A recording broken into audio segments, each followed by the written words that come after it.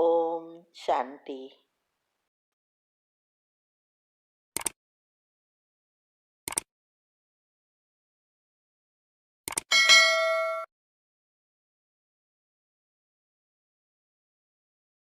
ओम शांति। आपका प्रश्न है, हर बोल में आत्मिक भाव और शुभ भावना हो तो कोई भी बोल व्यर्थ नहीं जा सकता, इसे समझना है। उत्तर है, हर बोल में आत्मिक भाव। तो आत्मिक भाव का अर्थ है आत्मा की स्मृति सदा रहे, क्योंकि आत्मा की स्मृति में रहने से उसके गुण जो है नेचुरली इमर्ज रहते हैं। तो जैसा हमारे विचार ऐसे ही हमारी भावनाएं उत्पन्न होती है। इसीलिए ये हमने यूट्यूब पर भी रखा है, हेल्थ एंड माइंड के टॉपिक में आता है कि हमारा मन टीम द्वारा काम करता है। TEAM।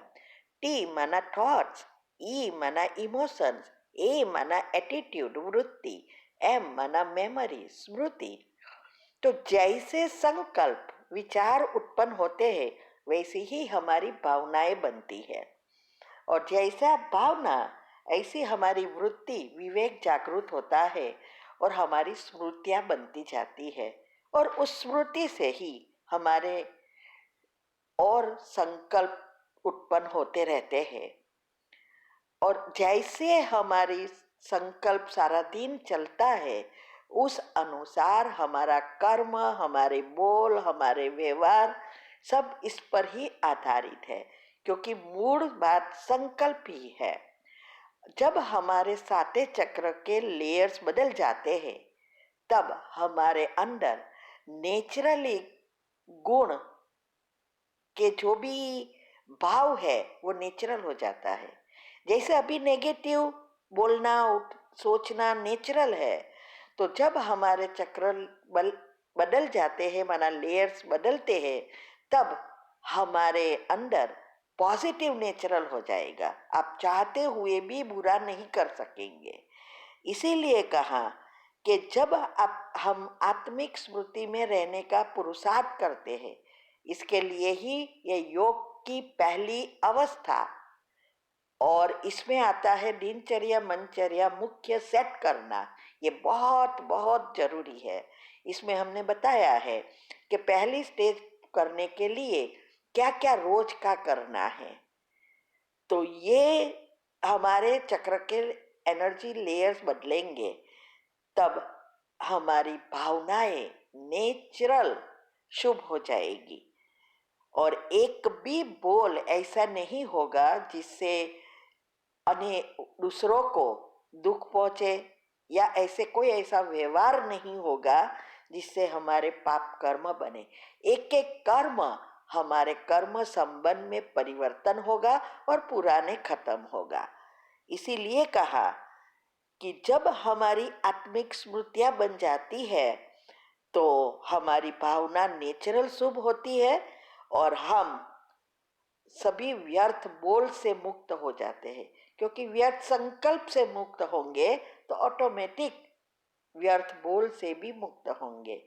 तो आप यूट्यूब पर ये डिटेल में हमने समझाया है कि कैसे मन हमारा काम करता है। हेल्थ एंड माइंड में है, सबकॉन्शियस माइंड के टॉपिक रखे हैं, उसमें भी डिटेल में समझाया है। ये बातें अच्छी रीति अगर समझेंगे तो ये स्टेज बनाने में इजी होगा। ये सभी चीज़ों से ही हम भी यहाँ तक पहुँच सके। जब तक हम समझेंगे नहीं तब तक हमारा बुद्धि का ताला नहीं खुल सकता। सिर्फ सुनने से पढ़ने से कुछ नहीं होता है। साथ साथ लाइक शेयर और कमेंट भी कीजिए। दुनिया में सबसे बड़ी चीज़ है वो है दुआ, और दुआ बाजार में नहीं मिलेगी, वो तो हमारे कर्म से मिलती है।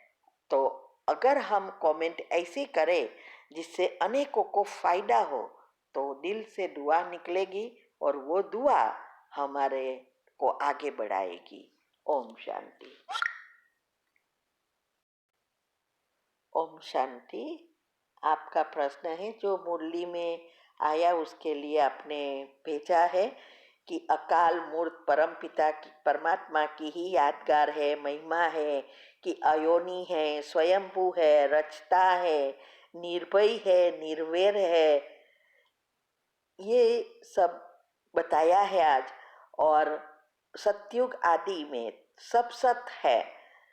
मुठ पलिती कपड़ धोए पतित पावन, माना ही मुठ पलिती कपड़ धोए साफ करते हैं तब उनकी महिमा गाते हैं ना। तो यही आज कहा कि गुरु नानक भी कहते हैं कि विचार से ही नीच विचार कर हम उसको बलिहार जाते हैं। तो ये जब वह आया तब तो बलिहार जाएंगे। और परमात्मा ने आज ये भी कहा कि मैं सभी का, गणिकाओं का भी, वेश्याओं का भी उद्धार करता हूँ। तो ये समझना है। उत्तर है ये गुरु नानक ने सिख धर्म में जो भी उसकी महिमा बताई है, तो वास्तव में देखो तो हम सभी गुरु जो धर्म स्थापक है, जो मुख्य धर्म स्थापक है, उसने परमात्मा की ही महिमा की। जैसे अकाल मूर्त, तो उस माना इसको कभी भी काल खाता नहीं, माना जन्म मरण से मुक्त है। स्वयंभू अर्थात वो खुद उत्पन्न होता है, इस सृष्टि पर अवतरित होता है, उसको कोई गर्भ द्वारा नहीं लाता, यही सृष्टि का रचता है। अयोनी माना कभी भी गर्भ में जाता ही नहीं। तो ये सब बातें बताई। निर्भय, निर्वैर, अकाल मूर्त माना वो जब जन्म मरण में नहीं आता तो उसके गुण कभी भी अवगुण में परिवर्तन नहीं होते, वो इसीलिए सागर कहा जाता है। तो ये जो सतयुग में हम जब होते हैं तो हम कंप्लीटली प्योर और परमात्मा के समान होते हैं। तो और जब हम हमारी आत्मा पर कट चढ़ता है, गंदी हो जाती है, तब भगवान आकर हमें साफ करते हैं। तो मुठ पलिती कपड़ धोए का अर्थ ही यह है कि हम आत्माएं जो अभी एकदम पाप कर्म से भरपूर हो गए हैं, तो उनको साफ करने वाला एक ही है, परमात्मा ही है। दूसरा कोई उसको साफ नहीं कर सकता। और उसके लिए जरूरी है हमारे जो नीच विचार है उसको उन पर बलिहार जाना है, भगवान पर बलिहार जाना है। तो भगवान का कहने का भावार्थ यह है कि बलिहार तब जाते हैं जब वो परमात्मा इस सृष्टि पर गीता में बताए हुए वायदे अनुसार अवतरित होता है, तब तो बलिहार जाएंगे। और वो जब आते हैं तो सभी आत्माओं को पावन बनाता है, चाहे वो वेश्या है, गणिकाए है, गुंडे है, चोर है, डाकू है, जो भी है, सभी आत्माओं के हिसाब किताब चुकतू कराकर पावन बनाकर वापिस घर ले जाते हैं। और उसकी ही सारी महिमा है। लेकिन वो निराकार होने के कारण उनको कोई जानते नहीं है। ओम शांति। आपका फिर से प्रश्न है, सिख धर्म अकाली होते हैं जिनके ऊपर काला चक्र भी दिखाते हैं, यह भी स्वदर्शन चक्र का ही यादगार है, पवित्रता की निशानी है। कंगन भी बांधते हैं, दोनों ही पवित्रता की निशानी है, परंतु वो लोग इसका अर्थ नहीं समझते हैं, न पवित्र रहते हैं। जनोई भी तो पवित्रता की ही निशानी है, ये समझना है।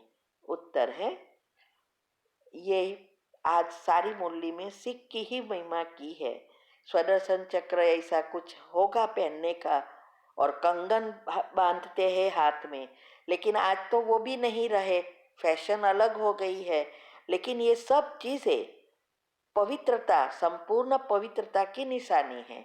जैसे जनोई की बात हमने कल बताई कि ब्राह्मण भी जनोई पहनने के बाद ब्राह्मण कहलाते हैं, लेकिन पवित्र वो नहीं रहे थे, इसीलिए वो भी अपवित्र होने के कारण ब्राह्मण नहीं कहा जाता। तो ये सब निशानियां आज बताई है। और वो निशानियां हमें अपने में धारण करनी है। ठीक है। ओम शांति।